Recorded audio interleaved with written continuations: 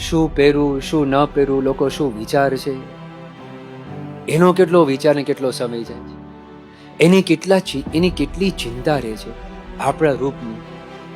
યુકેમાં સર્વે થયેલો તો લગભગ 40% લોકોને પોતાનું જે રૂપ છે ને એના આધારે ઉદાસીનતાનો અનુભવ થાય છે કે શરીર બરાબર નથી, વજન બરાબર નથી, ચામડીનો રંગ બરાબર નથી, મોઢું બરાબર નથી, આ છે તે છે, ચાલ્યા કરે. તો વ્યક્તિગત જીવનમાં કેટલા એ કેમ પ્રશ્ન થાય છે? કારણ કે દેહનું રૂપ પોતાનું રૂપ